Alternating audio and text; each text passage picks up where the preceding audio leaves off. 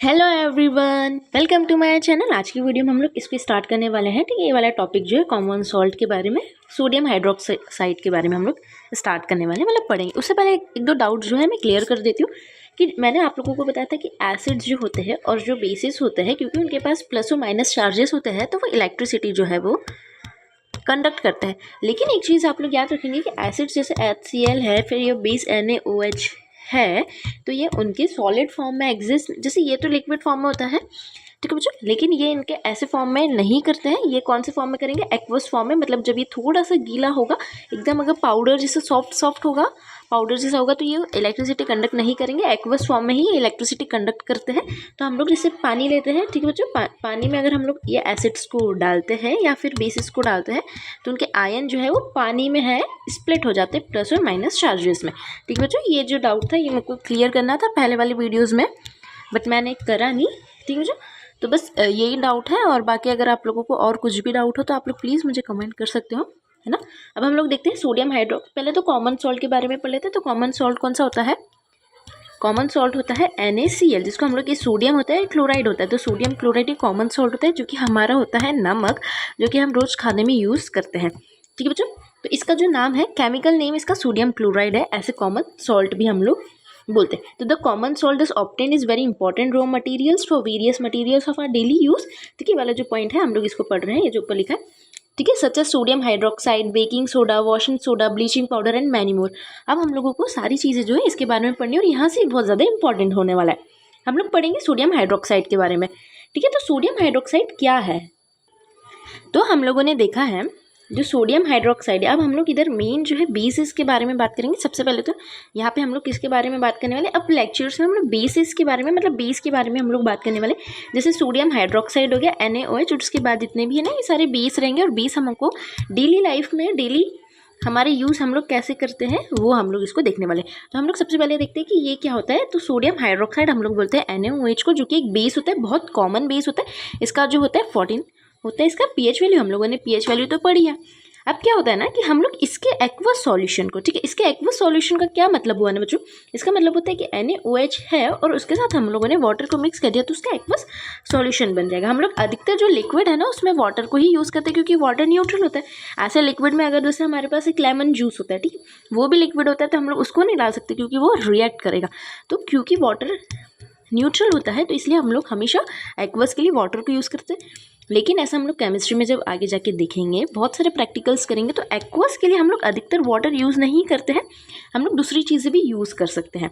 ठीक है बच्चों, तो उसका aqueous solution of sodium chloride जो होता है, ठीक है, aqueous solution of sodium chloride को हम लोग क्या बोलते हैं? ब्राइन बोलते हैं, जो कि आप लोगों के लिए बहुत ज़्यादा इंपॉर्टेंट है ना, ये इधर है, तो आप लोग इसको टिक कर सकते हो। ठीक है, तो ये डिकम्पोज होता है, मतलब जम जाता है, और उसके बाद ये क्या बनाता है? सोडियम हाइड्रोक्साइड बनाता है। अब क्या होता है ना कि हमारे पास सोडियम क्लोराइड है, ठीक है, एक्वस है। ये कैसा फॉर्म है इसका? एक्वस है। मैंने आप लोगों को बताया था सॉलिड, लिक्विड, एक्वस, ठीक है, इनमें डिफरेंस। तो ये कौन सा फॉर्म हो जाता है? एक्वस फॉर्म हो जाता है NaCl। ठीक है, इसको हम लोगों ने एक्वस फॉर्म को इलेक्ट्रिसिटी पास करवाई। तो इसे जब इलेक्ट्रिसिटी पास करवाते हैं ना, तो Na जो है वो अलग हो जाता है और Cl जो है ये अलग हो जाता है। Na अलग हो जाएगा, Cl जो है अलग हो जाएगा। ये एक्वस, ये सूखा नहीं, हम लोग सिर्फ नमक में आप लोग ऐसा नहीं करोगे। ठीक है बच्चों, अब आपको मैं डायग्राम से एक बार और अच्छे से, क्योंकि ये बहुत ज़्यादा इंपॉर्टेंट है, इसलिए मैं इसको बहुत अच्छे से समझा रही हूँ, है ना। जैसे ये हम लोगों ने लिया, एक ऐसा कंटेनर लिया है, ठीक है, और इसमें क्या किया है ना, हम लोगों ने वाटर फिल किया, फिर वाटर के ऊपर से हम लोगों ने NaCl डाला है, और ये 2 इलेक्ट्रोड्स लिए। ठीक है बच्चों, ठीक है, तो अब क्या हो रहा है इसमें कि NaCl लिया हम लोगों ने, उसमें वाटर में NaCl लिया, जब उसको इलेक्ट्रिसिटी पास करवाई, यहाँ से हम लोगों ने 2 इलेक्ट्रोड्स रखे हैं, ठीक है, और यहाँ से इसको एक ऐसा बैटरी से जोड़ा है, जिसको एनोड और कैथोड, एनोड मतलब प्लस, कैथोड मतलब माइनस, उसको ज्वाइन किया है। तो क्या होगा ना इससे कि जो Na है और Cl ये अलग अलग हो जाएंगे, Na अलग हो जाएगा और Cl जो है अलग हो जाएगा। तो अभी Cl जो है ये अलग हो गया है और Na जो ये भी अलग हो गया, तो Na प्लस अलग हो जाएगा, Cl माइनस अलग हो जाएगा, और OH जो है वाटर में OH फॉर्म हो जाएगा। वाटर में क्या फॉर्म हो जाएगा? OH, क्योंकि वाटर किसका है? H2O का है। तो अभी H2 का क्या फॉर्म हो जाता है? OH फॉर्म हो जाता है, और OH जो क्या रहता है? माइनस रहता है। तो माइनस किसको अट्रैक्ट करेगा? ऑफकोर्स प्लस को अट्रैक्ट करेगा, माइनस माइनस को अट्रैक्ट नहीं करेगा, तो प्लस को अट्रैक्ट करेगा। तो ऐसे हम लोगों को मिलेगा NaOH, जो कि क्या है? Sodium hydroxide. अब ये वाली जो प्रोसेस है हम लोग इसको क्या बोलते हैं? ये वाली प्रोसेस को बोलते हैं क्लोर एल्कली प्रोसेस। क्लोर किसके लिए होता है? क्लोरीन के लिए होता है, क्योंकि वो अलग हो जाते हैं, और एल्कली किसके लिए होता है? ये जो NaOH होता है ना, इसको हम लोग एल्कली बोलते हैं क्योंकि NaOH बेस है, ठीक है। और ये कैसा बेस है? एक्वस है, मतलब थोड़ा सा गीला है, ठीक है, लिक्विड फॉर्म में, तो हम लोग एल्कली उसको ही बोलते हैं। एल्कली मैंने आप लोगों को कल ही बता दिया था कि एल्कली का मतलब क्या होता है। एल्कली का मतलब होता है कि जो बेस होता है, ठीक है, जो बेसिस होते हैं, लेकिन कैसे होते हैं वो लिक्विड फॉर्म में या फिर एक्वस फॉर्म में जो बेसिस होते हैं उनका एल्कली बोलते हैं। तो ये वाली प्रोसेस को हम लोग क्या बोलेंगे? क्लोर एल्कली प्रोसेस, क्योंकि क्लोरीन अलग हो रहा है, ठीक है। एक बार और समझाती हूँ। NaCl को हम लोगों ने वाटर के साथ जब रिएक्ट करा तो हम लोगों को दो प्रोडक्ट्स मिलेंगे। एक मिलेगा NaOH, क्योंकि Na जो है इसके साथ रिएक्ट करेगा, OH के साथ रिएक्ट करेगा, उसमें हम लोगों को प्लस Cl2 गैस जो है वो अलग मिलेगी। अब देखो बच्चों, NaCl था, ठीक है, प्लस से माइनस ही अलग अलग हो गया। अब H2O में से क्या होता है ना कि OH बनेगा, ठीक है, H2O में से OH बनेगा। अभी देखो ये चीज़ H2O है, यहाँ पे क्या बन रहा है? ये OH बनेगा और ये OH माइनस बनेगा। यहाँ पे एक H2 जो बच जाता है, ठीक है, ऐसे ही बहुत सारे H2 बच जाते हैं, तो इसमें हाइड्रोजन गैस भी जो है निकलती है। ऑक्सीजन तो यहाँ पे मिल जाएगा और हाइड्रोजन भी मिल जाएगा, लेकिन एक्स्ट्रा हाइड्रोजन जो है बचती, क्योंकि H2O का सिर्फ एक मॉलिक्यूल नहीं रहेगा, H2O के कितने बहुत सारे मॉलिक्यूल रहते हैं ना, वाटर में H2O के बहुत सारे मॉलिक्यूल रहेंगे। तो ये एक H और O तो मिल जाएगा, लेकिन एक H इधर से बच जाएगा, एक H और एक O मिल जाएगा, लेकिन एक H इधर से मिलेगा, तो ये दोनों मिलके क्या बना लेंगे? हाइड्रोजन गैस फॉर्म कर लेंगे, ठीक है। तो हमारे पास कौन कौन से सब्स्टिट्यूएंट बचेंगे? आप लोगों को ये वाली चीज़ भी अच्छे से याद करनी पड़ेगी, ठीक है, कि जब NaCl और NaCl को जब H2O के साथ रिएक्ट करवाते हैं तो हमारे पास कौन से सब्स्टिट्यूएंट्स बचते हैं, कौन सी चीज़ें बचती हैं? Cl2 और H2 गैस जो है हमको मिलती है, दोनों गैशियस फॉर्म में मिलती है, ठीक है। तो यहाँ से आप लोग देखोगे कि यहाँ से Cl2 गैस जो उड़ जाएगी और यहाँ से H2 गैस जो उड़ जाएगी, और हमको जो नीचे मिलेगा हम लोगों को क्या मिलेगा? Sodium hydroxide. तो सोडियम हाइड्रोक्साइड ऐसे बनता है। अब ये वाली प्रोसेस बहुत ज़्यादा इंपॉर्टेंट है, क्लोर एल्कली प्रोसेस है इसको, तो आप लोग इसको बहुत ज़्यादा अच्छे से याद करेंगे, ठीक है बच्चों। ये आप लोगों को चीज़ बहुत अच्छे से समझ आ जानी चाहिए, है ना। और ये जो NaOH ना, ये यहाँ से ऐसा निकल जाएगा, ठीक है बच्चों। एक बार और मैं आप लोगों को अच्छे से समझा देती हूँ। हम लोगों ने वाटर लिया, वाटर में हम लोगों ने डाला, सबसे पहले तो वाटर डाला, वाटर के ऊपर से हमने नमक डाला, फिर उसको दो इलेक्ट्रोड से कनेक्ट किया और उसमें ऐसे एक वायर लगाया और ये इधर बैटरी लगा दी, ठीक है। ये बैटरी मेरी कुछ ऐसी अच्छी नहीं दिख रही है, लेकिन ठीक है। अब क्या होगा ना, Na जो है, क्योंकि ये टूट जाएगा जब भी कोई रिएक्टेंट, अगर जैसे कोई भी सॉल्ट है, ठीक है, कोई भी अगर उसको इलेक्ट्रोलिसिस करवा रहे, देखो सिंपल अगर आप NaCl में वाटर मिलाओगे ना बच्चों, तो वो कुछ नहीं होगा, वो सिर्फ मिल जाएगा। लेकिन क्योंकि आप लोग इसमें से इलेक्ट्रिसिटी पास करो, इलेक्ट्रिसिटी पास करोगे, जब भी इलेक्ट्रोड्स लगाओ तो Na अलग हो जाते हैं और Cl अलग हो जाएगा, ये अलग हो जाएगा। उसके बाद रहेगा H2O, तो H2O में से OH जो है माइनस बन जाता है और वो इसके साथ मिल जाता है, Cl अलग अपना उड़ जाएगा और H इधर से हाइड्रोजन गैस के बहुत सारे मॉलिक्यूल्स बनेंगे, वो अपने हवा में उड़ जाएंगे, ठीक है बच्चों। तो इस वाली प्रोसेस को हम लोग बोलते हैं क्लोर एल्कली प्रोसेस। इसमें आप लोगों को ब्राइन और ये वाली पूरी डेफिनेशन अच्छे से याद करनी पड़ेगी, डायग्राम भी बहुत अच्छे से याद करना पड़ेगा, ठीक है बच्चों। तो मैंने इसको 2 बार अच्छे से समझा दिया है, ठीक है। अब क्या होगा, तो ये जो प्रोसेस में सबसे पहले हम लोगों को H2 गैस लिख ली, Cl2 गैस लिख ली और NaOH, तो ये बहुत ज़्यादा इंपॉर्टेंट है। अब एक चीज़ याद रखना कि H2 जो होता है इसका कैसे चार्ज होता है? ये प्लस चार्ज होता है, Cl जो होता है माइनस चार्ज होता है। तो माइनस चार्ज कहाँ से निकलेगा? एनोड के पास से निकलेगा, ठीक है, किसके? क्योंकि ये माइनस है और एनोड कौन सा होता है? पॉजिटिव होता है। तो जो Cl है वो एनोड के पास से निकलेगा और H2 जो है ये पॉजिटिव होता है, तो ये नेगेटिव साइड से निकलेगा। और NaOH जो है वो किस साइड बनेगा? तो कैथोड के साइड बनेगा। NaOH किस साइड बनेगा बच्चों? कैथोड के साइड बनेगा। क्योंकि अभी अगर हम लोग कोवेलेंट बॉन्ड पढ़ेंगे, जब नेक्स्ट चैप्टर में हम लोग कोवेलेंट बॉन्ड पढ़ेंगे ना, तो आप लोगों को समझ आ जाएगा कि NaOH क्यों कैथोड के, क्योंकि उसके प्लस और माइनस चार्ज जो है वो कैसे होते हैं, ठीक है। तो आप लोग बस इसको इतना अभी के लिए इतना याद रख लेंगे, ठीक है, कि जो सोडियम हाइड्रोक्साइड है मतलब NaOH जो है वो किस साइड बनेगा? इस साइड बनेगा, मतलब कैथोड के साइड बनेगा और यहाँ से जो है वो बाहर आ जाएगा। और फिर हम लोग इधर से NaOH को यूज़ कर सकते हैं, यहाँ से Cl2 को और यहाँ से H2 को। अब आप लोग इसको घर पे अगर सोच रहे हो कि आप इसको घर पे ट्राई करोगे, तो ऐसे घर पे इट्स नॉट पॉसिबल, क्योंकि आपको घर पे पूरा इसमें क्या होता है ना बच्चों, इसमें वैक्यूम क्रिएट करना पड़ता है, ठीक है। सबसे पहले क्या चीज़ है कि इसमें वैक्यूम क्रिएट करना पड़ता है, मतलब ऐसा नहीं क्योंकि आप सिर्फ ऐसा अगर सर्किट बना दोगे तो आपको ऐसा लगेगा कि H2 गैस मिल रही है, Cl2 गैस, ऐसा जनरली नहीं होता है, ठीक है। तो आप लोग इसको घर पे नहीं ट्राई करेंगे। तो ये बहुत ज़्यादा इंपॉर्टेंट है। मैं again I am telling it's very important in this chapter, please आप लोग इसको मार्क करेंगे। इसमें क्लोर एल्कली, ब्राइन, फिर जो Cl2 गैस है वो एनोड की साइड से लिख लेगी, कैथोड की साइड से लिख लेगी।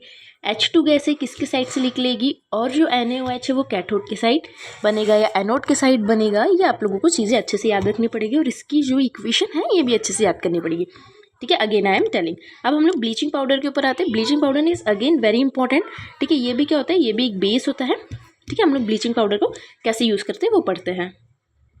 ठीक है। तो अब हम लोगों ने ये Cl2 पढ़ा है ना, अब हम लोग इसको देखते हैं। तो हम लोगों ने सॉरी Cl2 नहीं, सोडियम हाइड्रोक्साइड बना, तो उसके प्रोडक्ट हम लोगों को Cl2 और H2O मिले।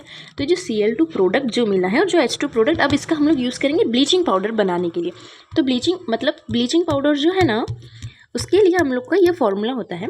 तो ब्लीचिंग पाउडर में क्या होता है कि CaOH होल ट्वाइस, ठीक है। यहाँ पे हम लोग देखेंगे CaOH होल ट्वाइस, इसको हम लोग क्या बोलते हैं, मुझे स्लैग लाइम बोलते हैं, मतलब चूना। आप लोग को चूना पानी मालूम होगा ना, तो इसको हम लोग ये बोलते हैं, ठीक है। ये लाइम है, ठीक है। और इसको जो Cl2 गैस हम लोगों ने जो सोडियम हाइड्रोक्साइड में जब हम लोगों ने क्लोर एल्कली प्रोसेस करी। अब आप लोगों को देखो, जैसे केमिस्ट्री है ना, तो आप लोग इसमें ऐसे नहीं लिखोगे कि हम लोगों ने ये वाली एक्टिविटी परफॉर्म करी, इससे हम लोगों ने एक्टिविटी परफॉर्म करी और इसमें जो हमको मिला है Cl2 हमको मिला है। तो आप लोग ऐसे सिंपल नहीं लिखोगे। आप लोग कैसे लिखोगे कि हम लोगों ने ब्राइन लिया, ठीक है। जो ब्राइन होता है, ब्राइन का जब हम लोग ने इलेक्ट्रोलिसिस करा या फिर we perform the process of chlor alkali, जब हम लोगों ने क्लोर एल्कली की प्रोसेस परफॉर्म की, तो हमारे पास एक सब्स्टिट्यूएंट बचा, जो कि सब्स्टिट्यूएंट था Cl2। तो वो Cl2 को हम लोगों ने यूज़ करा, किस में यूज़ करा, हम लोगों ने उसको रिएक्ट करवाया। एक्चुअली क्या करा कि हम लोगों ने CaOH होल ट्वाइस जो लाइम होता है उसके साथ हम लोगों ने Cl2 को रिएक्ट करवाया। तो हम लोगों को इसमें से क्या मिलेगा, इसमें से हम लोगों को मिलेगा ब्लीचिंग पाउडर। ब्लीचिंग पाउडर क्या होता है, CaOCl2, ठीक है। जो ब्लीचिंग पाउडर कैसे होता है, CaOCl2 प्लस उसमें से हाइड्रोजन गैस जो है वो बाहर निकल जाएगी, है ना। जो अब हम लोग इसमें से आके देखेंगे, ओके।